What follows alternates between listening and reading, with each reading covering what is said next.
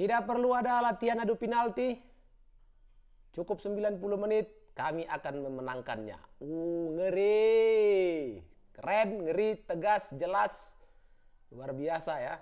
Statement dari Coach Gerald Van den Burg di ajang konferensi pers ya. Jelang final AFF U23 antara Indonesia menghadapi Vietnam. Video ini kita rekam pada hari final, kurang dari 12 jam ya, tanggal 29 Juli Selasa. Dan kick off nanti malam pukul 20.00. Ini adalah video preview match antara Indonesia versus Vietnam yang akan menjadi partai puncak di turnamen AFF U23. Sobat-sobat Papatola TV, selamat pagi, siang, sore, malam, kapanpun kalian menyaksikan video ini. Statement pembuka tadi dari Coach Gerald Van den Burg bukan tanpa alasan. Karakter keras yang menjadi ciri khas dari seorang Gerald sudah dia perlihatkan sejak menangani tim U23. Dan jelas dalam permainan terjadi progresivitas ya, peningkatan mulai dari babak penyisihan, kemudian 3 pertandingan di babak penyisihan grup ya, menghadapi Brunei, menghadapi Filipina, menghadapi Malaysia, kemudian di semifinal menghadapi Thailand, dan puncaknya nanti adalah menghadapi Vietnam. Sobat-sobatku, ada beberapa hal yang mungkin Papatola ingin sampaikan ya, dari pengamatan kita, baik menonton langsung, menyaksikan langsung gaya permainan tim asuhan Coach Gerald Van den Burg dan juga pertandingan di semifinal kemarin, bahwa memang secara bermain play on Indonesia memang banyak pegang bola, berani pegang bola, kemudian berani melakukan switch play dan juga ball possession yang bagus. Namun kecenderungannya adalah ball possession back pass ya. Ini yang menjadi PR bagi seorang Gerald Van den Burg, mengingat Vietnam punya kecepatan dan juga punya tipikal bermain umpan-umpan pendek disertai spirit yang luar biasa. Fighting spirit, ngotot, berani duel, berani melakukan pressing. Ini tentu akan membuat siapapun pemain Indonesia yang sedang pegang bola ini tidak akan nyaman. Ini tidak akan nyaman dan ini bisa mengganggu fokus, konsentrasi, dan disitulah dibutuhkan kreativitas ya, bagi pemain-pemain yang siapapun yang akan dipercayakan oleh Gerald Van den Burg untuk bermain nanti malam di babak final. Kita memang sedang berharap 3 pemain terbaik kita bisa diturunkan, Arkan Fikri, Tony Firmansyah, dan juga Jens Schrijven. Karena bagaimanapun 3 nama ini menjadi sosok penting saat ini di tim nasional U23. Meskipun pemain-pemain lain juga sebenarnya mampu ya, diharapkan untuk bisa mengisi kekosongan apabila memang sampai dengan kick off Arkan Fikri atau Tony Firmansyah juga belum bisa diturunkan. Masih ada nama-nama seperti Dion Alvarezi dan juga Robi Darwis ya.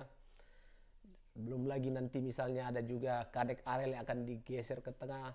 Tapi paling tidak kita berkaca dari penampilan menghadapi Thailand, di mana Coach Gerald Van den Burg juga tidak punya keinginan khusus untuk latihan penalti, meskipun faktanya terjadi adu penalti. Karena dia bilang apa? Dia bilang adu penalti itu persoalan mental ya, persoalan mental plus keberuntungan.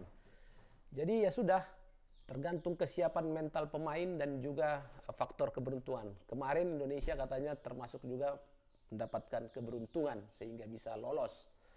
Dan di final ini dia tidak ingin lagi cerita penalti, tapi ingin cerita bungkus 90 menit. Nah, ini yang harus kita dukung ya. Artinya Indonesia sejak main di kick off babak pertama sudah harus berlari, melakukan pressing dan ball possession progresif ya. Progresif ball possession. Artinya kuasai bola tapi tetap mengarah ke depan. Jangan momentum serangan sudah dikurung lawan hampir sepertiga, tapi gara-gara belum ada yang siap, bola dialirkan lagi ke belakang, mundur lagi, lawan naik lagi, ulangi lagi. Dan ini kan membuat kepercayaan diri lawan meningkat, bahwa mereka yakin Indonesia tidak punya kemampuan untuk mendobrak pertahanan. Dan akhirnya nanti yang terjadi, justru kepercayaan diri pemain Indonesia yang menurun karena melihat betapa sulitnya untuk bisa menerobos tembok pertahanan lawan. Nah, di sini, di sisi inilah kemampuan pelatih untuk bisa memaksimalkan ya. Kemudian juga kemampuan pelatih untuk bisa membaca kelemahan lawan dan juga intuisi dari pemain sendiri untuk bisa keluar dari tekanan dan juga bisa melakukan tekanan yang lebih presisi lagi. Kita tahu bahwa transisi negatif, transisi positif Indonesia sudah mulai kelihatan baik sekali, bagus sekali. Di mana dalam bertahan, kemudian juga transisi mulai dalam menyerang. Polanya, skemanya kelihatan dan mudah-mudahan nanti pemain-pemain kita juga bisa mengeluarkan kemampuan terbaik. Yang menarik ketika Indonesia tertinggal 1 gol dari Thailand di menit 68, ya, menit-menit krusial harusnya. Gerald Van den Boeck tidak ada rasa panik sama sekali. Tetap tenang, tetap dengan karakternya yang tenang ya. Malah dia membuat sebuah terobosan dengan memasukkan Brandon, memasukkan Ferrari. Malah Ferrari didorong ke depan ya untuk bisa menerima umpan-umpan crossing. Dan terbukti memang pada akhirnya Indonesia mencetak gol melalui sundulan kepala ya dari Jens Schrijven. Dan ini tentu saja meningkatkan moralitas, mentalitas pemain kita karena menghadapi Thailand kita sudah bisa menang dan ini tentu menjadi positif ya bagi pemain-pemain kita untuk menatap laga menghadapi Vietnam di final. Vietnam bukan tidak punya kekuatan ya. Kapten kesebelasannya itu sudah 21 kali main di tim nasional senior. Memang agak susah ini nama-nama pemain Vietnam ini. Kaptennya Quat Phang Khang. Waduh. Ini 21 kali sobat bermain di tim nasional senior. Ini menunjukkan dia sudah menjadi andalan ya bagi The Golden Star Warriors. Belum lagi strikernya Nguyen Din Bak sudah mencetak 2 gol. Ada juga back Nguyen Hy Min yang memiliki koleksi sama seperti Bindak. Jadi secara teknik taktikal sebenarnya Vietnam juga sudah siap ya menghadapi Indonesia dan pelatih Vietnam Kim Sang-sik juga berambisi untuk mengulang kembali kemenangan mereka setelah final 2023 di mana Indonesia ditahan imbang 0-0 dan harus menyerah kalah adu penalti di mana pada saat itu tendangan terakhir kita gagal dari Hernando Ari. Mudah-mudahan di pertandingan malam ini seperti yang diucapkan oleh coach Gerald Van den Boeck tidak perlu penalti, cukup 90 menit Indonesia juara. Amin. Kita doakan bersama sobatku. Dan untuk prediksi line up ya mudah-mudahan Arkan Fikri bisa main, mudah-mudahan juga Tony Firmansyah bisa main. Tapi yang pasti seandainya pun mereka tidak bisa dimainkan, mereka berdua atau Jens Schrijven juga, masih ada Hoki Caraka di depan. Mudah-mudahan Hoki Caraka nanti menjawablah keinginan para supporter kita dengan permainan terbaik dan juga gol. Kalaupun nanti misalnya Jens Schrijven tidak bisa diturunkan, kita berharap Hoki Caraka mampu menjawab tantangan dari netizen untuk bisa memberikan gol bagi tim nasional Indonesia.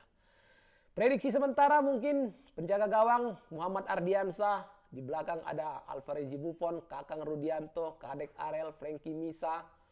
Di tengah ada Ahmad Maulana, Robi Darwis, Donitri Pamungkas. Di depan ada Raihan Hanan dan Rahmat Arjuna yang menjadi 2 penyerang sayap. Dan di tengah ada Jens Schrijven. Mudah-mudahan tidak ada hal-hal yang negatif lagi dari informasi. Yang maksudnya jangan ada lagi cedera-cedera ya. Karena kita tahu tadi pagi juga pemain juga masih latihan ringan. Mudah-mudahan semua segar, bugar, fit. Dan Papa Tola memang sangat berharap sekali agar Arkan Fikri dan Tony Firmansyah bisa bermain malam hari ini. Semoga Indonesia bisa juara. Jangan lupa sobatku untuk like, share, subscribe video-video Papa Tola TV. Sampai jumpa.